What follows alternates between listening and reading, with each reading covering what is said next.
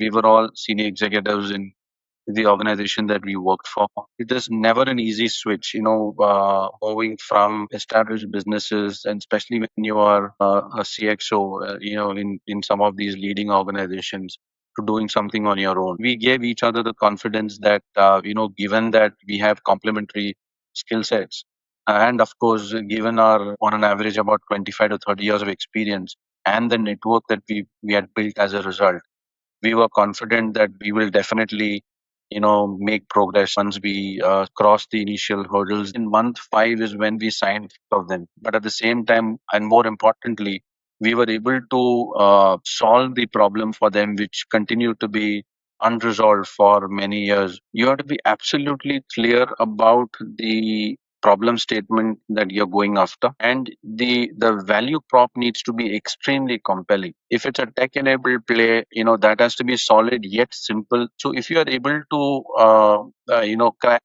these three pieces, then I don't think it will be too difficult for let's say a budding entrepreneur to, or a team, to crack their first few customers in the BFSI space.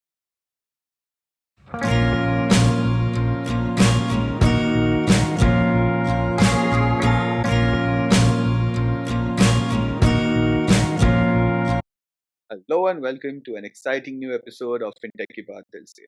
In this episode, we have with us Mr. Mohan Ramaswamy, co-founder and CEO of Rubix Data Sciences, a data science company working across domain to enhance decision-making capabilities of senior leaders of those industries. Over to Mr. Mohan to take us through a quick overview of what Rubix does. Welcome to the show, first of all. Before getting into that, thank you so much for giving us the time. And over to you, would love to hear a bit about Rubix, what it does, and a bit about it.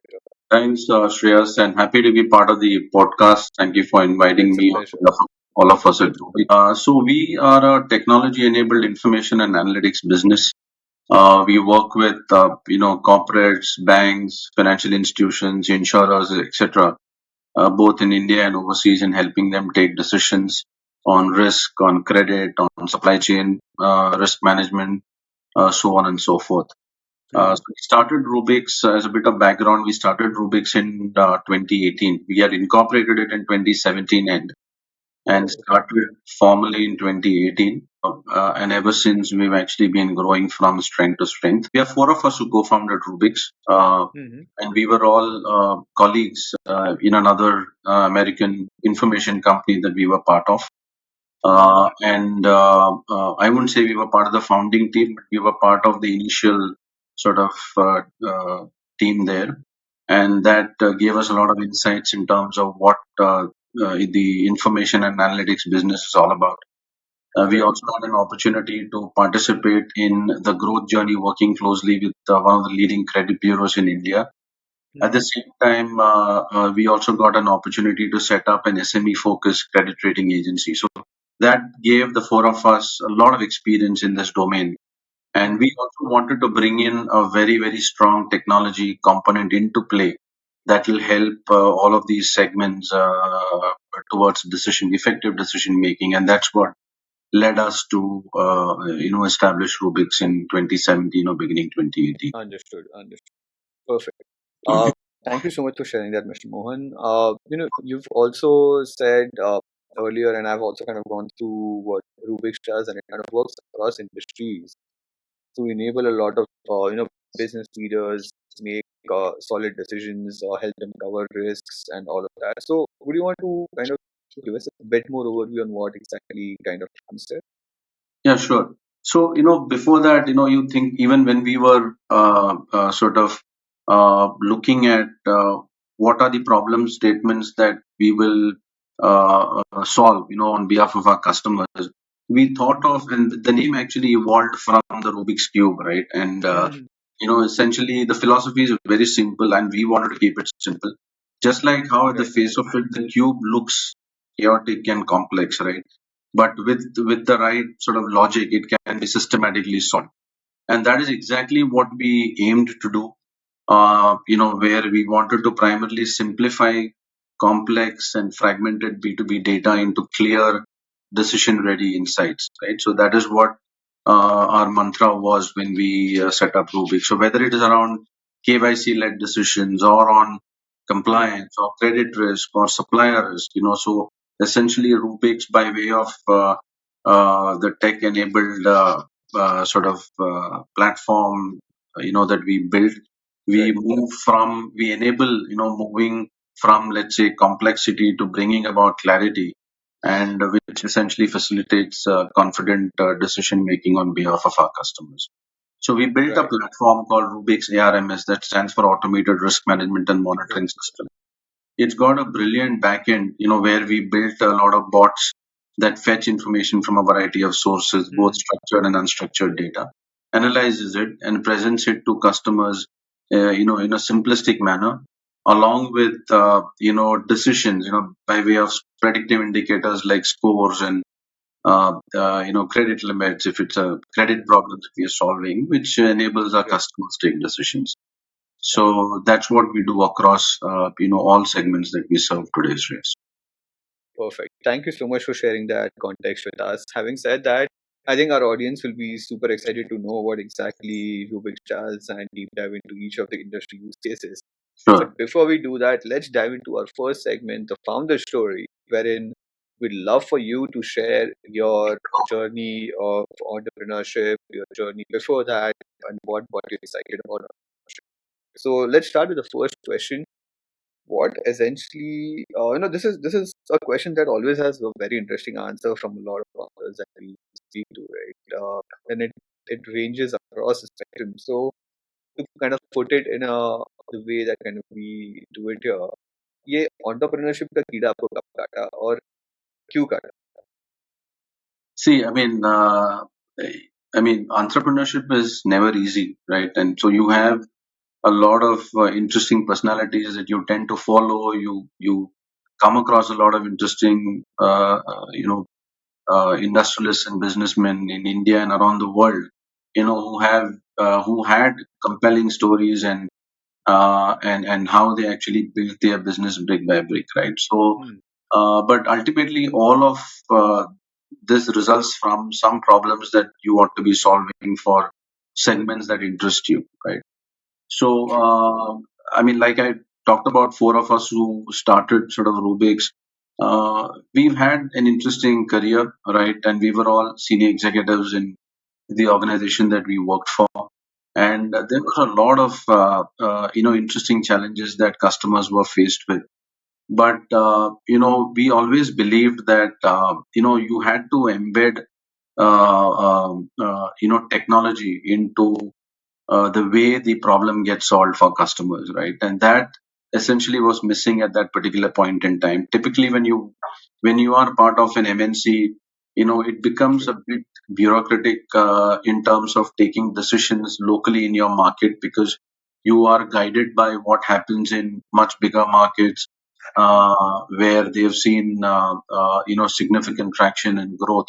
So they believe that it's easier to replicate the same in your local market as well, which often Hmm. is not the case, because the problems that you encounter are different and how it needs to be solved is very, very different. So Right.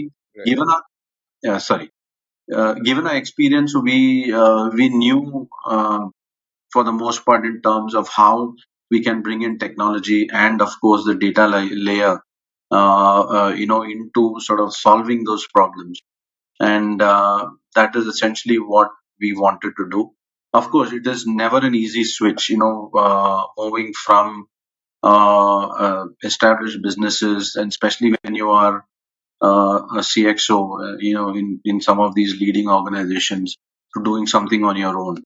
But we were at a stage where we were clear that we wanted to do it, because we were very sure that this is a problem that remained unanswered for the most part, and we were willing to take that risk very clearly, because we thought, at best what will happen is that it may not work for you, and then we can switch back to something similar to what we did earlier. And we gave each other the confidence that, given that we have complementary skill sets, and of course given our on an average about 25 to 30 years of experience, and the network that we had built as a result, we were confident that we will definitely, make progress, once we sort of cross the initial hurdles that anybody comes across when you get started, right? So by God's grace and by virtue of the efforts that we put in, and the team that actually believed in us, when they came on board, we were able to sort of weave magic from the word go. And of course, I cannot forget, a lot of the customers who trusted us, right from month 5 in terms of what we can do for them. And honestly, I'll personally never ever forget the confidence they displayed in us, and how the relationship, also the professional association, also grew from strength to strength with those customers. Very well said. And building a B2B business like you did, specifically in industries like data science and selling to sensitive segments like BFSI and so on, right? The sales cycle, the first sale is never easy, and the sales cycle is always long. So in this situation, being a founder, you're always essentially in a place wherein uh, you always, at least most of the startups start bootstrap and then raise funds 5 months, 6 months, or a year down the line. In this case, in context of Rubik's, how did it work for you guys? What were some of the early teething problems that you faced as a B2B startup selling to a segment where sales cycle is long, the segment is sensitive? How did you build trust? Yeah. So great question, Shreyas. In fact, like I said, and the what you explained is was not different for us. We had the same growth pangs when we and sort of initial pangs when we started off, right? So on one side, like I said, there were friends and family that trusted us implicitly. We had to raise some bit of money initially, primarily because this is a tech-enabled business, and we didn't want to shortchange our investments in tech at all. And we still continue to invest. So every year over the past 8 years, we made significant investments in tech, which is what has resulted in the outcome that we are getting to see today, right? So the friends and family came in, trusting us implicitly. We had nothing to offer but the confidence that we'll make it happen, right? And secondly, like I said, the customers, right? The initial customers that who trusted us, again, given our relationships, etc. Again, hats off to them, and I'll always be grateful to them because they trusted us implicitly, and hopefully we were also able to solve or mitigate their challenges to a significant extent, which is why all of them continue to be our customers even today. And I'm sure it will be a long drawn association between us and them, right? So that's the way we began, and we continued although it was bootstrapped initially with investment from friends and family. We kept on raising funds at regular intervals in order to help us on two fronts. One is tech, which again grew from strength to strength, and second also in terms of people, right? So people are the most important assets, if you were to Definitely. pick them. And I think the kind of team that we've built and who are part of the journey has been incredible, right? So without their magic and without all of us operating as a unit, as a unified force, as a family, this wouldn't have been possible at all. So all of this came in handy.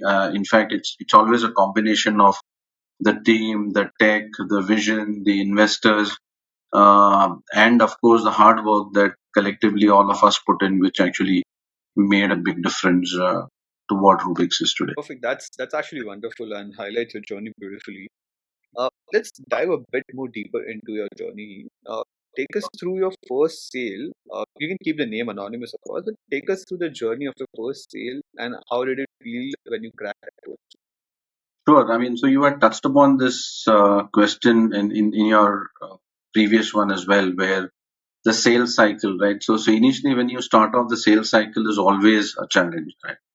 And so for us, what again came in handy is our experience.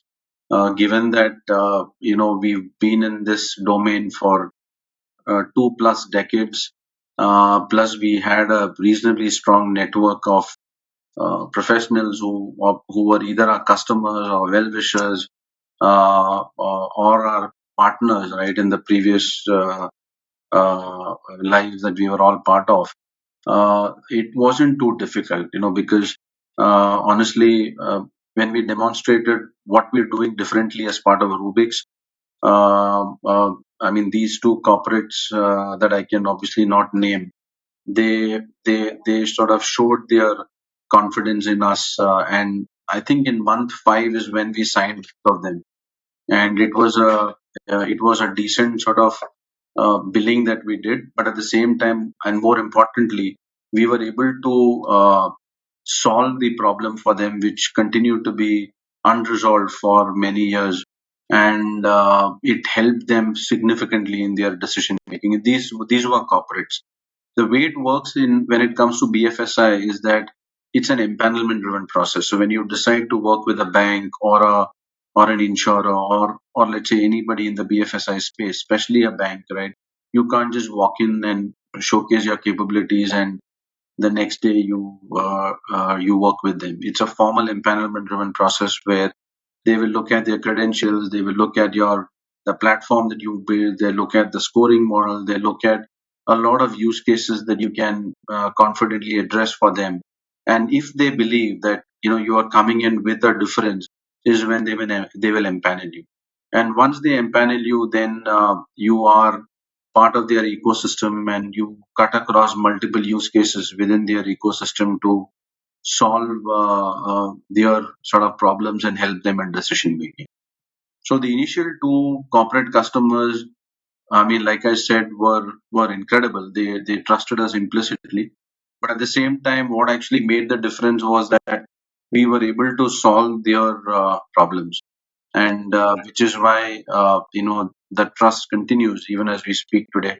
We're doing a lot for them than where we started, right? And it's been an incredible ride thereafter. Wonderful, wonderful. I think that sounds like an amazing journey, and cracking your first customers in the first 5 months of a new B2B startup is an achievement in itself.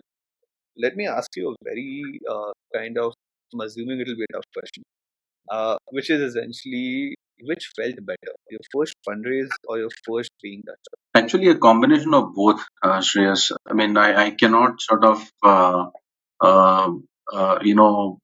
just, I mean, sort of point out on just one of them, because both are equally important. And for the investors, what will give them the confidence is that it's resulting into business. And for the corporates who signed up with us, when they see that there are marquee names who've betted their money on us, it gives them the confidence that perhaps these guys have decided to do something really incredible. So it works both ways, right? And that's exactly what happened. And for us, the kick was in both that the investors, in terms of friends and family and HNIs, uh, understood what we were looking at doing, our technology plan. The very fact that our co-founder, who was an incredible techie and a master at his game, built the platform in a record. The first version of the platform is, I mean, the MVP, as we call it. He built it in less than, let's say, 3 or 4 months. Working very closely with a tech team, and Wow. that gave confidence to the investors that these guys are a different lot. It's not the bureaucracy that you come across in typical organizations. These guys are a combination of perhaps knowledge, experience, and an ability to be agile in whatever they attempt doing.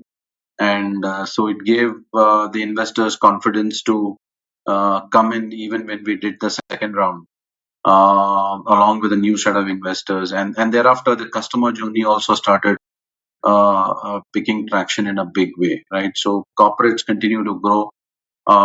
We ended up getting our empanelments with banks, with insurers, and I'll talk about as we progress, right? And so it's a combination of both that actually did the trick, honestly. Fair, fair, fair. Perfect.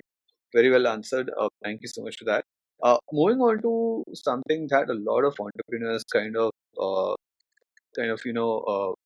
look forward to in this segment is essentially, some advice or some piece of anecdote from an experienced entrepreneur like yourself. So since you have built in B2B and you have actually, fast tracked and gotten your customers, first set of customers also in B2B very quickly, what would be your advice for fellow B2B entrepreneurs who are trying to sell in BFSI to kind of crack their first thing? Yeah, so there are two things, honestly. One is that you have to be absolutely clear about the problem statement that you're going after, and the value prop needs to be extremely compelling, right? So if you have both of these, uh, then you've sort of solved a big sort of part of the journey to crack your first few customers in the BFSI space, right? So gone are those days where the customers either in BFSI or in corporates are willing to try you out and then see whether it's working out for them or not. The starting point for them, because nobody has the time, they want to move on quickly, they want to take decisions quickly.